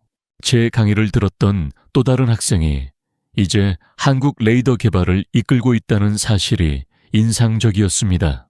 AESA 레이더 개발에 얼마나 걸렸냐는 질문에 그는 본격 개발은 2010년부터라며 13년이라고 답했습니다. 13년이라는 숫자의 고개를 끄덕이자 그가 웃었습니다. 차이가 있다면 우리는 백지 상태에서 시작했다는 겁니다. 기술 이전도 경험도 전혀 없었고 모든 걸 스스로 익혀야 했습니다. 실물을 보는 순간 숨이 막혔습니다. 직경 80cm의 육각형 레이더 표면에 1200개의 송수신 모듈이 빼곡히 들어차 있었고 각각이 독립적으로 작동하고 있었습니다. 성능 시연을 보시겠냐는 말과 함께 시뮬레이션 룸으로 이동했습니다. 화면에 수십 개의 표적이 나타났고 전투기 미사일 드론이 동시에 표시됐습니다. 탐지 개시와 함께 모든 표적이 순식간에 포착되었습니다. 거리와 속도 방향이 동시에 계산되자 레이더는 기존 모드에서 전자전 모드로 전환되며 강력한 제밍 신호를 발사했습니다. 가상의 적 레이더들이 차례로 먹통이 되었죠. 솔직히 말해 F-325 레이더보다 일부 기능은 앞서 있었습니다. 우리가 더 늦게 만들었기에 최신 기술을 적용할 수 있었던 겁니다. 억울했지만 인정할 수밖에 없었습니다. 후발주자의 이점이었습니다. 그들은 우리의 실수를 보고 배운 겁니다. 핵심 기술이 무엇이냐고요? 바로 질화갈륨 반도체입니다. 실리콘보다 5배 강력하죠. 이 분야에서 미국도 이제 막 세계 최고 수준에 도달했습니다. 여기서 한국의 반도체 기술이 빛을 발하고 있었습니다. 반도체는 한국에 숨겨진 무기였습니다. 생산 라인을 둘러봤습니다. 정정한 클린룸에서 로봇들이 모든 부품을 정밀하게 조립하고 있었죠. 불량률은 0.01%, 현재 월 생산량은 10세트로 KF-21용뿐 아니라 수출 물량도 함께 생산하고 있었습니다. 태국과 필리핀, 사우디가 관심을 보이고 있다고 했습니다. 한국 레이더를 수입하겠다는 나라들이 있다니 놀라웠습니다. 점심은 구미시내 식당에서 했는데 식사 도중 연구소장이 말했습니다. 사실 ASA는 시작일 뿐입니다. 무슨 뜻이냐고 묻자 양자 레이더를 개발 중이라고 했습니다. 스텔스도 무력화되는 양자 레이더 말입니다. 아직은 기초 연구 단계지만 빠르면 5년 안에 늦어도 2028년에는 시제품이 나올 거라고 했습니다. 오후에는 미사일 개발동을 방문했습니다. 장거리 공대공 미사일 유성이 전시돼 있었죠. 사거리 200km, 마하 4급 속도 능동 레이더 유도로 기존 암람보다 사거리가 30% 더 깁니다. 게다가 가격은 더 저렴했죠. 더 좋고 더 싸다는 치명적인 조합이었습니다. 이미 인도네시아가 500발을 주문한 상태였습니다. 시험 영상을 봤습니다. F-25K에서 발사된 유성 미사일이 180km 밖 표적을 정확히 명중시켰습니다. 명중률은 95% 이상, 전자전 환경에서도 90%를 유지했습니다. 마지막으로 통합 전투 시스템 시연이 이어졌습니다. KF-21과 지상 레이더 이지스 패트리어트가 하나의 네트워크로 연결돼 있었습니다. 적기 발견과 동시에 KF-21이 탐지한 정보가 실시간으로 모든 체계에 전달됐습니다. 0.5초에서 5초 이내에는 미국의 링크 16보다 더 빠르고 더 많은 정보를 처리했습니다. 기존 기술을 군사용으로 개조한 것이 아니었습니다. 이건 역시 한국이 앞선 기술이었죠. 일정을 마치고 서울로 돌아가는 KTX 안에서 김 과장이 물었습니다. 오늘 어떠셨나요? 한화 시스템이 아니라 한국이 이 정도일 줄은 몰랐습니다. 라고 그녀는 조용히 말했습니다. 15년 전 마이클 부사장님이 기술로는 꿈도 꾸지 말라고 했을 때 우리는 결심했습니다. 누구에게도 의존하지 않겠다고. 그 결과가 오늘 보신 모습입니다. 제 말이 그들에게 동기가 되었다니 아이러니했습니다. 그날 밤 호텔에서 본사의 보고서를 작성했습니다. 긴급보고, 한국 레이더 기술 F-325 수준 도달, 일부 영역 추월, 양자 레이더 개발 중 위협 수준 상향 필요. 전송 버튼을 누르는 손이 무거웠습니다. 이제는 인정할 수밖에 없었습니다. 한국은 더 이상 추격자가 아니라 경쟁자였고 일부 분야에서는 이미 선도자가 되어 있었습니다. 창밖으로 한강 야경이 펼쳐졌습니다. 불빛들이 강물에 반사되어 반짝이고 있었죠. 그 불빛 하나하나가 한국의 잠재력처럼 느껴졌습니다. 15년 전에는 보이지 않던 것들이 이제야 보이기 시작했습니다. 2020년부터 2023년까지 제 확신은 서서히 무너졌습니다.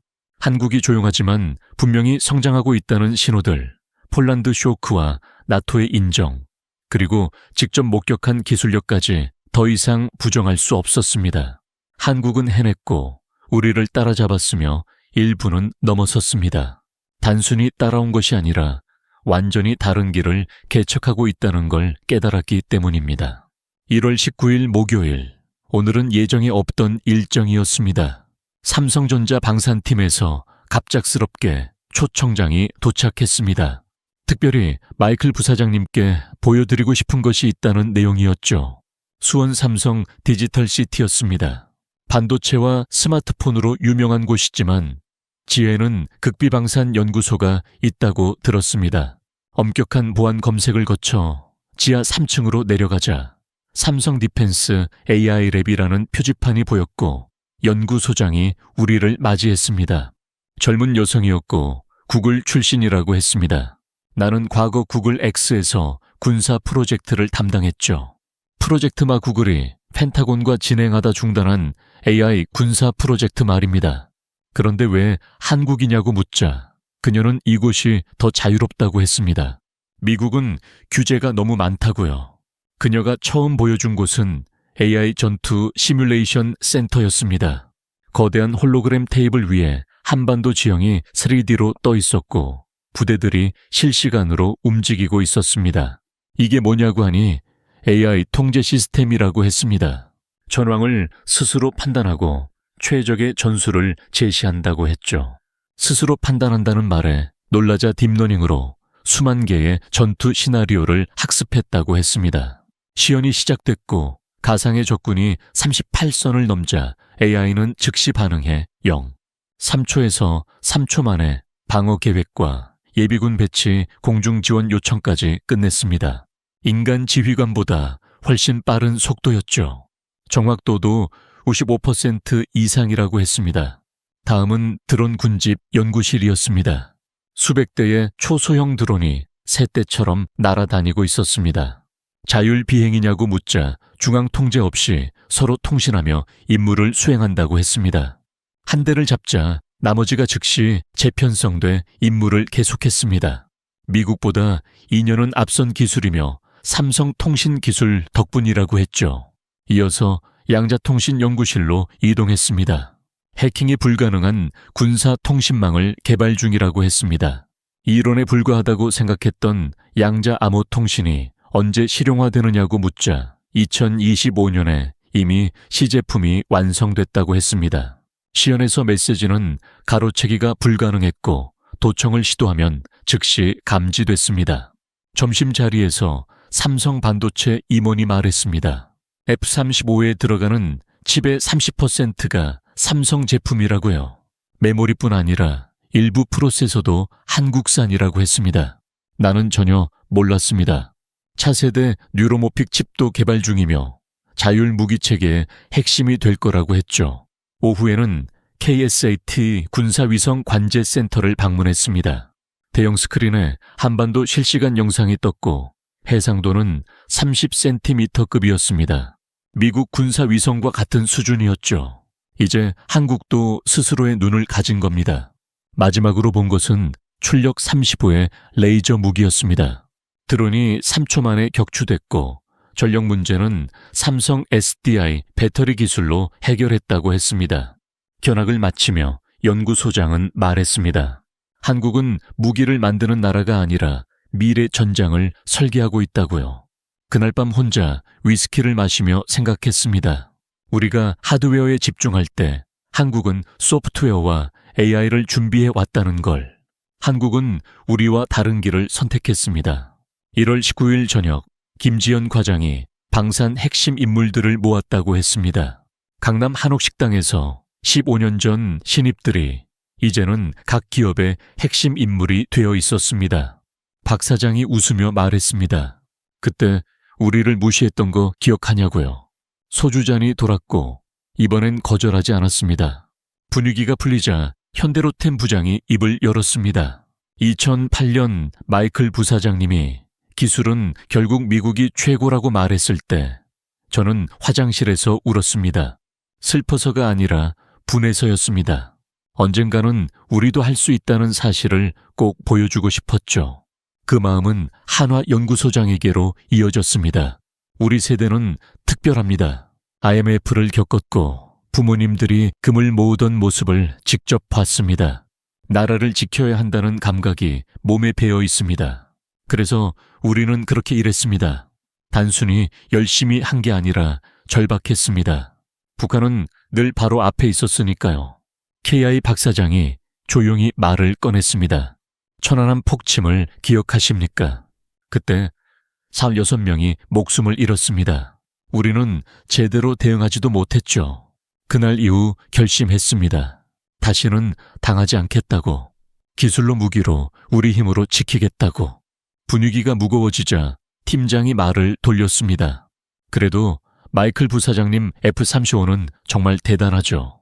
우리가 따라잡기엔 아직 멀지 않습니까? 지금은 꼭 그렇지만은 않은 것 같은데요. 겉으로는 따라온 것처럼 보여도 노하우와 경험은 미국이 훨씬 앞서 있죠. 그 말은 겸손이었을까요? 진심이었을까요? 그래서 우리는 다른 길을 택했습니다. 박 사장이 말했습니다. 다른 길이라니요. 미국은 최고를 만듭니다. 우리는 최적을 만듭니다. 무슨 차이냐고요? F-35는 완벽하지만 비싸고 복잡합니다. KF-21은 성능 80%에 가격은 절반. 대부분의 국가에는 이쪽이 더 매력적이죠. 그리고 한화연구소장이 덧붙였습니다. 우리는 기술을 나눕니다. 록히드 마틴은 블랙박스 방식이지만 우리는 오픈소스에 가깝습니다. 완전 공개는 아니지만 구매국이 원하면 기술 이전도 하고 현지 생산도 돕습니다. 그러면 경쟁자가 생기지 않습니까? 경쟁자가 아니라 파트너가 생깁니다. 박 사장은 미소를 지었습니다. 폴란드, 터키, 인도네시아. 이제 그들은 경쟁자가 아닌 동반자입니다. 철학 자체가 달랐습니다. 2시간이쯤 지났을까요? 분위기는 많이 풀렸습니다. 팀장이 갑자기 물었습니다. 마이클 부사장님, 솔직히 말해주세요. 우리가 무섭습니까? 잠시 고민하다 그는 대답했습니다. 네, 무섭습니다. 모두 놀란 표정이었죠. 왜입니까? 여러분은 우리와 다릅니다. 배고픔을 아는 사람들이고 포기할 수 없는 이유가 있잖아요. 고향, 가족, 나라. 우리는 그런 절박함이 없습니다. 잠시 침묵이 흘렀습니다. 현대로템 부장이 조용히 말했습니다. 제 아들이 군에 있습니다. 최전방 GOP입니다. 제가 만든 전차를 언젠가 제 아들이 탈 겁니다. 그래서 대충 만들 수 없습니다. 내 아들 목숨이 걸려 있으니까요. 그 순간 깨달았습니다. 이들에게 방사는 사업이 아니었습니다. 생존이었고 사명이었고 가족을 지키는 일이었습니다. 마이클 부사장님, 박 사장이 마지막 잔을 들었습니다. 이제 우리는 경쟁자입니다. 하지만 적은 아니죠. 그렇습니다. 함께 갈 수 있을까요? 미국과 한국이 저는 잔을 들어 부딪혔습니다. 함께 가야 합니다. 이제는 서로가 필요하니까요. 만찬이 끝나고 나오며 김 과장이 물었습니다. 어떠셨어요? 그들 아니, 우리가 왜 강한지 알 것 같습니까? 왜죠? 지킬 것이 분명하고 잃을 것이 너무 많기 때문입니다. 그날 밤 호텔로 걸어가며 서울의 야경을 바라봤습니다. 불야성을 이룬 도시, 저 불빛 하나하나에 누군가의 삶과 꿈과 미래가 담겨 있겠죠. 이런 나라를 어떻게 이기겠습니까? 처음으로 인정했습니다. 한국은 이길 수 없다는 걸, 아니, 이길 필요가 없다는 걸 함께 가면 되니까요. 1월 20일 금요일, 창원 현대로템 공장, 한국기갑전력의 심장, KH-스란 차세대 전차를 보여드리겠습니다. 공장 관계자는 자부심 가득한 얼굴로 안내했습니다. 거대한 조립동에 들어서자 SF 영화에서 본 듯한 전차가 서 있었습니다. 무인 포탑입니까? 그렇습니다. 승무원 2명이 차체 안에서 모든 것을 조작합니다. 2명이라고요. AI가 사격 통제와 주행을 보조하기 때문입니다. 전통적으로 전체는 4명이 필요했습니다. 그런데 2명이라니요. 시연을 보시겠습니까? 야외 시험장으로 이동했습니다. K3는 시속 70km로 질주하며 표적을 마쳤습니다. 그것도 연속 5발을 모두 명중시켰습니다. 이동 중 사격 명중률 98% AI가 흔들림을 실시간으로 보정합니다. 능동 방어 체계 시연에서는 날아오는 대전차 미사일을 레이더가 탐지하고 자동으로 요격탄을 발사했습니다. 미사일은 전차 앞 안미터 지점에서 폭발했습니다. 이 시스템은 이스라엘의 트로피 방어 체계보다 더 빠르고 더 정밀합니다. 단 0.2초 만에 대응합니다. 무인 운용 모드에서는 조종수가 전차에서 내려 원격으로 조작합니다. 전차는 스스로 장애물을 피해 목표 지점까지 이동합니다. 완전 자율주행이 가능하냐고요? 긴급 상황에서는 가능합니다. 승무원이 부상을 입어도 전차는 자동으로 기지로 복귀합니다. 그렇다면 가격은 얼마일까요? 60억 원입니다. 달러로 약 500만 달러 수준이죠. 독일 러파르트 EH7이 1,500만 달러인 점을 감안하면 훨씬 저렴하면서 성능은 더 뛰어납니다. 어떻게 가능했을까요? 자동차 대량 생산 기술을 적용했기 때문입니다. 바로 현대차 생산 방식입니다. 공장을 직접 보니 이해가 됐습니다. 자동차 공장과 같은 컨베이어 시스템 표준화된 부품 모듈형 설계 구조입니다. 전시 상황에서는 월 50대까지 생산이 가능합니다. 미국의 에이브럼스 전차 공장은 한 곳에서 월 20대가 한계입니다. 현장에서 엔지니어들과 이야기를 나눴습니다. 개발 기간은 얼마나 걸렸을까요? 7년입니다. 2016년에 시작해 작년에 완성됐습니다. 가장 어려웠던 부분은 무인화였습니다. 사람이 없어도 전투가 가능하게 만드는 것이었죠. 한 젊은 엔지니어는 이렇게 말했습니다. 사실 K3는 시작일 뿐입니다. 그 말의 의미는 무엇일까요? K 프로젝트의 목표는 완전 무인 전차입니다. 완전히 사람이 타지 않는 전차죠. 드론처럼 전차도 무인으로 운용하는 시대를 준비하고 있습니다. 오후에는 장갑차 생산 라인을 봤습니다. 레드백 장갑차가 호주에 수출된 이유도 들을 수 있었습니다. 왜 호주가 한국 장갑차를 선택했을까요? 사막 환경 테스트에서 최고 성능을 기록했기 때문입니다. 독일의 푸마보다 더 나았습니다. 내부를 보니 병사들을 위한 배려가 돋보였습니다. 에어컨과 개인 모니터, 심지어 화장실도 있었습니다. 장시간 작전을 고려한 설계입니다. 병사도 인간이니까요. 바로 이런 디테일의 차이였습니다. 이후 K21 장갑차 업그레이드 버전에는 대드론 체계가 추가됐습니다. 30mm 기관포가 자동으로 드론을 추적해 격추합니다. 우크라이나 전쟁을 보고 즉시 개발에 착수했다고 합니다. 개발 기간은 단 6개월이었습니다. 미국이었다면 최소 2년은 걸렸을 겁니다. 마지막으로 본 것은 K-로봇 군사용 로봇입니다. 사족 보행 로봇이 계단을 오르고 문을 열며 사격까지 수행했습니다. 보스턴 다이내믹스 기술이냐고요? 아닙니다. 현대차 인수 이후 독자 개발한 기술입니다. 로봇은 부상병 모형을 들어 옮겼습니다. 전장 구조용입니다. 실전 배치는 언제일까요? 2025년입니다. 이제 1년 남았습니다.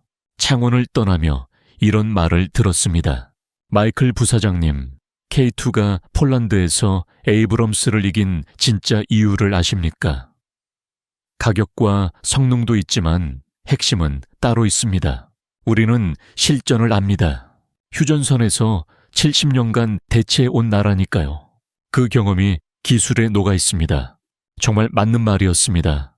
한국만큼 실전에 대비된 나라가 또 있을까요? 1월 21일 토요일 서울 방산 수출 지원 센터를 찾았습니다. 이곳은 한국 방산 수출의 컨트롤 타워입니다. 상황실에는 거대한 스크린에 전 세계 지도가 펼쳐져 있었고 실시간으로 수출 협상 현황이 표시되고 있었습니다. 현재 진행 중인 프로젝트는 47개국 142개입니다. 5년 전 12개국에서 크게 늘어난 수치입니다. 폴란드 K2, 2차 도입, 사우디 천궁방공 체계 필리핀, FA5식 추가 도입, 이집트 K9 현지 생산 페루, KF21 검토 나이지리아 해안 방어 체계까지 모두 여기서 관리합니다. 정부와 기업이 원팀으로 움직입니다. 원팀 코리아 전략입니다. 구매국이 원하면 기술 이전과 현지 생산 공동 개발, 맞춤 구성까지 패키지로 제공합니다. 당위 수익보다 장기 파트너십을 중시합니다. 금융 지원도 함께 이뤄집니다. 수출입은행과 무역보험공사가 지원합니다. 구매국은 장기 저리 조건으로 무기를 도입합니다. 미국의 FMS보다 조건이 좋습니다. 그래서 우리를 선택하는 것입니다. 교육훈련센터에서는 구매국 인력을 한국에서 훈련시킵니다. 필리핀 공군 조종사들이 F-5 시뮬레이터로 훈련 중이었습니다. 수료하면 한국 공군과 같은 수준이 됩니다. 우리가 책임지고 키워줍니다. 마케팅 전략실은 국가별 맞춤 전략을 씁니다. 중동은 기술 이전과 일자리 동남아는 가격과 속도 유럽은 나토 표준과 상호 운용성 중남미는 금융과 교육 패키지입니다. 미국은 요구하지만 우리는 원하는 것을 맞춰줍니다. 실제 사례 브리핑으로 폴란드 K2 전차 계약의 뒷이야기를 말씀드리겠습니다. 2022년 2월 러시아의 우크라이나 침공 직후 같은 달 말 폴란드 국방장관이 한국을 극비 방문했고 3월 K2 전차 긴급시험 평가, 4월 기본 계약 체결, 7월 본 계약 서명까지 단 5개월 만에 150억 달러 규모 계약이 성사됐습니다. 미국이었다면 최소 3년은 걸렸을 과정입니다. 비결은 결단력과 유연성이었습니다. 대통령이 직접 나섰고 현장에서 즉각 결정이 이루어졌습니다. 수출 성과를 보면 2018년 35억 달러, 세계 12위, 2019년 40억 달러, 세계 12위, 2020년 45억 달러, 세계 9위, 2021년 72억 달러, 세계 8위, 2022년 173억 달러, 세계 4위, 2023년 예상 200억 달러, 세계 4위입니다. 2027년 목표는 러시아를 넘어 세계 2위이며 이미 중동과 동남아에서는 한국이 2위입니다.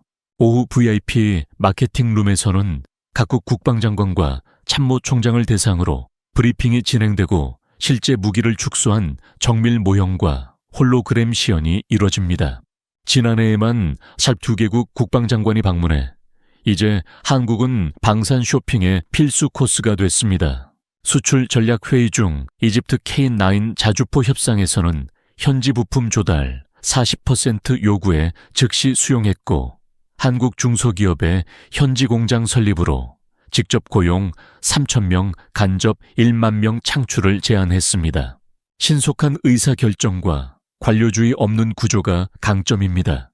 센터장은 미국은 무기를 팔지만 우리는 파트너가 되려 한다고 말했습니다. 차이는 신뢰이며 재구매율은 85%입니다. 철저한 AS와 현장 기술 지원으로 초기 손실은 재구매로 회수합니다. 2030년 수출 200억 달러가 목표이며 KF-21 본격 수출 시 가능해집니다. F-35를 구매하지 못하는 110개국이 우리의 시장입니다. 마지막으로 제시된 자료는 경쟁력의 핵심이었습니다. 70년 대치에서 얻은 실전 경험, 빠른 정부기업, 일체형 결정 기술 공유, 파트너십 맞춤형 솔루션과 유연성 가격 경쟁력입니다. 센터를 나서며 한국은 무기를 넘어 새로운 방산 생태계를 만들고 있다는 걸 깨달았습니다. 독점이 아닌 공유 지배가 아닌 협력의 11세기형 모델이었습니다. 1월 22일 인천공항에서 일주일 기록을 정리하며 ASA 레이더, AI 통합, 양자통신 무인체계, KF-21 월 8대, K2 월 50대, 카이나젠 세계 점유율 50%, 재구매율 85%를 확인했습니다. 하지만 가장 인상 깊었던 건 사람이었습니다. 15년 전 무시했던 젊은 인재들이 한국 방산을 이끌고 있었고 우리는 지켜야 할 것이 있다는 강한 철학을 느꼈습니다. 김지연 과장의 질문에 인생에서 가장 충격적인 일주일이었다고 답했고 다시 올 거냐는 말에 배우러 오겠다고 말했습니다. 태평양을 건너며 작성한 결론은 하나였습니다. 한국은 이미 미국의 경쟁자가 아니라 대등한 파트너였습니다. 일부 분야에서는 이미 우리를 앞서고 있다는 판단 경쟁보다 협력이 더 높은 점수를 받는다는 제안. 첫째, 한국의 유연성과 속도를 참고할 것. 둘째, 공동 개발 프로젝트를 추진할 것. 셋째, 기술 교류를 확대할 것. 그리고 경고도 담았습니다. 한국을 계속 얕본다면 10년 안에 미국 방산 주도권이 흔들릴 수 있다고 전송 버튼 앞에서 잠시 멈칫했습니다. 이 보고서가 가져올 파장을 알고 있었기 때문입니다. 하지만 사실을 외면할 수는 없었습니다. 전송 완료. 창밖에는 해가 떠오르고 있었고 새로운 시대의 시작처럼 느껴졌습니다. 제26장 2024년 한미방산협력의 전환. 2024년 4월 워싱턴에서 제출한 내 보고서는 예상대로 큰 반응을 불러왔습니다. 처음에는 반발이 컸습니다. 한국에 편향된 것 아니냐, 과장 아니냐는 말도 나왔죠. 하지만 데이터는 분명했습니다. 5월 펜타곤 특별 브리핑에서 국방부 차관이 직접 말했습니다. 한국과의 방산 협력을 전면 재검토하겠다. 경쟁자가 아닌 파트너로 보겠다고 분위기는 급변했습니다. KF-21과 F-35의 연동 K2 전차 기술, 검토 한국 AI 체계 벤치마킹, 역사적 변화였습니다. 6월 한미 정상회담에서 방산동맹 2.0을 선언했고 6세대 전투기, 공동개발 우주방산협력, AI 무기 공동연구, 제3국 공동수출에 합의했습니다. 언론은 이를 역사적 합의라 평가했죠. 7월 첫 실무회의는 서울에서 열렸고 나는 로키드 마틴 대표로 참석했습니다.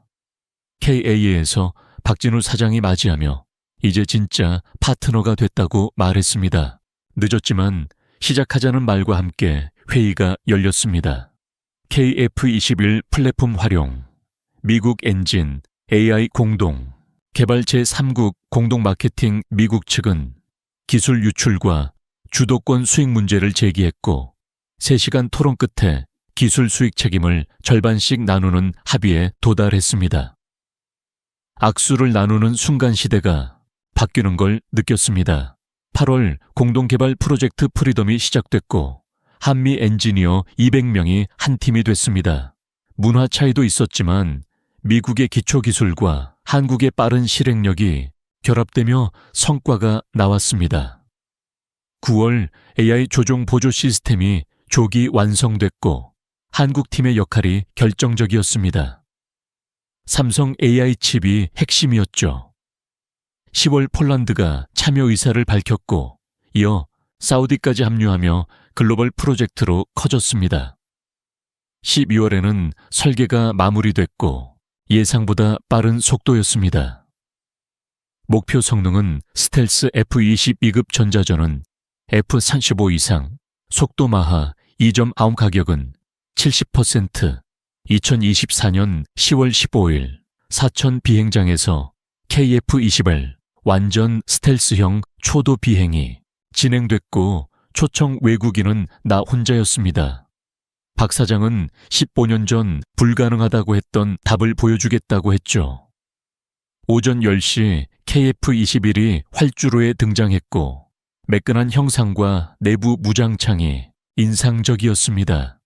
엔진 점화 후 기체는 힘차게 상승했고 기동은 완벽했습니다. 레이더 반사 면적 0.005 초음속 돌파 후 가속 내부 무장 발사까지 모두 성공 30분 후 착륙. 조종사는 젊은 여성 소령이었고 F-35보다 쉽고 빠르다고 말하자 박수가 터졌습니다. 이어진 만찬에서 국방부 장관은 2025년부터 KF-21 양산을 시작하며 초기 40대는 한국 공군에 배치된다고 발표했습니다. 이후 수출이 본격적으로 시작됐다.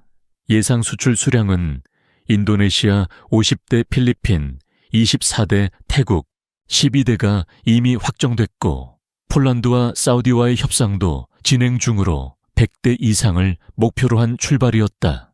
그날 오후 박 사장과의 단독 면담에서 마이클 부사장이 제안을 꺼냈다 하나 제안이 있습니다. 뭔가요? 록히드와 KI가 합작법인을 만드는 건 어떻겠습니까? 합작법인요? 네, 그렇습니다. 미국의 기술과 한국의 생산력이 결합된다면 최강의 조합이 되지 않겠습니까? 흥미로운 제안이었습니다. 본사와 논의해 보겠습니다. 그는 잠시 후 말을 덧붙였다. 그리고 15년 전 그때의 말씀에 감사드립니다. 감사라니요. 제가 무시했지 않습니까? 그 무시가 우리를 더 강하게 만들었습니다. 꼭 증명하고 싶었거든요. 복잡한 감정이 스쳤습니다. 이제 충분히 증명하신 것 아닙니까? 아직입니다. 이제 시작일 뿐이죠. 비행장을 떠나며 다시 KF-21을 바라봤습니다. 석양에 반사된 은빛 동체 한국이 설계하고 한국이 만든 전투기 15년 전에는 꿈이었던 장면이 현실이 됐습니다. 2024년 12월 연말 록히드 마틴 이사회에서 CEO가 발표했습니다. 내년부터 한국을 핵심 전략 파트너로 지정합니다. 만장일치 승인 불과 2년 전만 해도 상상하기 힘든 결정이었죠. 이사회가 끝난 뒤 CEO가 저를 불렀습니다. 마이클 한국 담당 부사장을 맡아주게 자네가 한국을 가장 잘 알잖나. 그는 미소 지었습니다.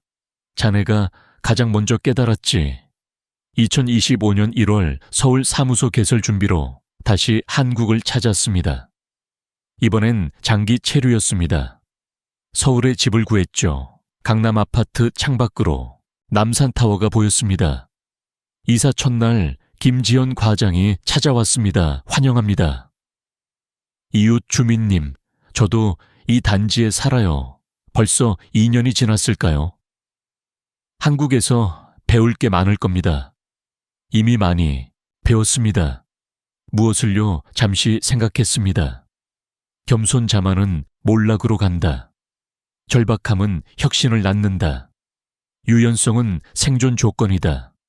협력은 더 멀리 가게 한다. 비전 작은 나라도 큰 꿈을 꿀 수 있다. 가장 중요한 건 무엇입니까? 사람입니다.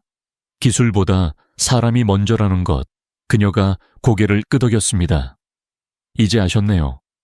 2월 설날 박진우 사장 자택에 초대받았습니다. 한복을 입은 가족들 따뜻한 분위기. 마이클 이제 가족이나 다름없어요.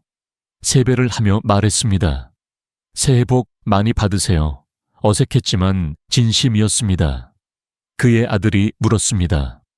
아저씨는 왜 한국을 좋아해요? 잠시 생각했습니다. 한국은 증명했거든요. 작은 나라도 위대해질 수 있다는 걸. 미국은 원래 위대했기에 잊고 있었죠. 어떻게 위대해졌는지를 한국이 다시 가르쳐줬습니다. 3월 서울대 항공우주공학과 강당 강연 학생들로 가득했습니다. 여러분, 15년 전 저는 한국을 무시했습니다. 강당이 조용해졌죠. 하지만 이제는 압니다. 한국이 옳았다는 걸. 강연 주제는 한국이 미국에게 가르쳐준 것들. 1시간 후 질의응답 한 학생이 물었습니다. 미국을 이길 수 있을까요? 이기는 게 중요한 게 아닙니다. 함께 가는 겁니다. 한국과 미국이 함께 가면 누구도 못 막습니다. 박수가 터졌습니다. 강연 후 한 교수가 다가왔습니다. 2008년 KI에서 만났던 그 신입이군요. 지금은 교수입니다. KF-21 자문위원이기도 하죠. 그때 제가 무례했습니다. 덕분에 더 열심히 했습니다.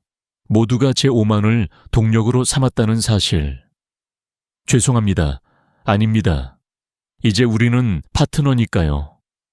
2025년 9월 30일 오늘 서울 RDX 2025 개막일 저는 기조 연설자로 섰습니다. 주제는 한국과 미국 미래 방산의 동반자 3,000명 앞에서 말했습니다. 신사숙녀, 여러분 17년 전 저는 한국을 조롱했습니다. 분위기는 냉담했죠. 하지만 오늘 저는 한국에게 배운 학생으로 이 자리에 섰습니다.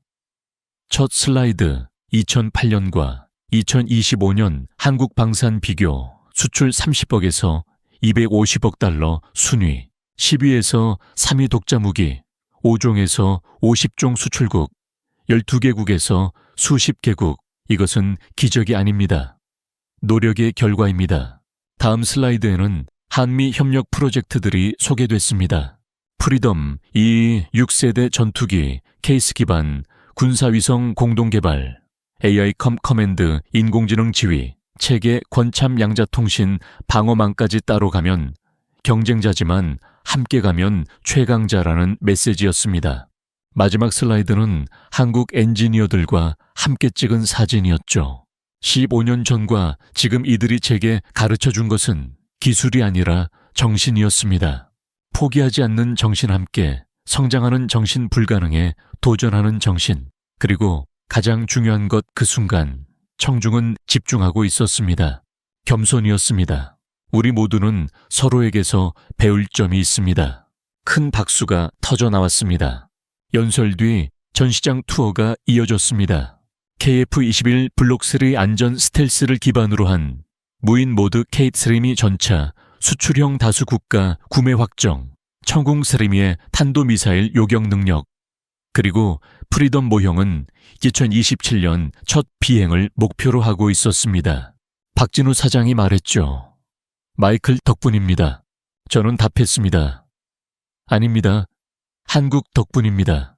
오후에는 한미 방산 협력 협정 서명식이 열렸고 양국 장관이 서명하는 모습을 보며 생각했습니다. 17년이 걸렸구나. 오만에서 시작해 인정으로 끝나기까지. 저녁 환송 만찬에서 독일 라인메탈 CEO는 말했습니다. 한국이 세계를 바꿨다고. 프랑스 다수 부사장도 동의했죠. 이제 방산의 중심은 아시아라고. 하지만 저는 알고 있었습니다. 중심은 지역이 아니라 정신이라는 것을, 그리고 그 정신을 한국이 보여줬다는 것을요. 만찬이 끝날 무렵 김지현이 다가왔습니다. 이제 그녀는 KAI 국제협력 본부장이었습니다. 마이클 고맙습니다. 저희를 인정해 주셔서요. 저는 말했습니다. 우리는 당연한 일을 했을 뿐입니다. 17년 전엔 당연하지 않았잖아요. 맞아요. 그땐 당연하지 않았죠. 이제 우리 차례예요. 그녀의 말에 고개를 끄덕였습니다. 베트남, 인도네시아, 필리핀 그들도 할 수 있다는 걸 보여주는 것. 선순환 한국이 만들어가는 새로운 질서였습니다. 밤 11시 호텔로 돌아와 창밖을 보니 서울의 야경이 펼쳐졌습니다. 잠들지 않는 도시. 17년 전엔 이 도시를 몰랐습니다. 이제는 압니다. 이 불빛 하나하나가 꿈이고 희망이며 미래라는 것을요.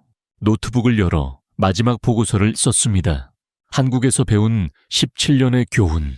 기술보다 중요한 것은 사람이고 무기보다 강한 것은 정신이며 경쟁보다 위대한 것은 협력이라는 사실.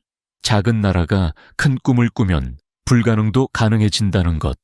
그리고 겸손을 잃으면 결국 뒤처진다는 것. 미국은 여전히 강합니다. 하지만 이제 혼자가 아닙니다. 한국이라는 든든한 파트너가 있으니까요. 앞으로 50년 하늘의 주인은 어느 한 나라가 아닙니다. 함께 가는 우리가 미래를 만듭니다. 마이클 앤더슨 전 로키드 마틴 부사장 현 한미산업력위원회 공동위원장 전원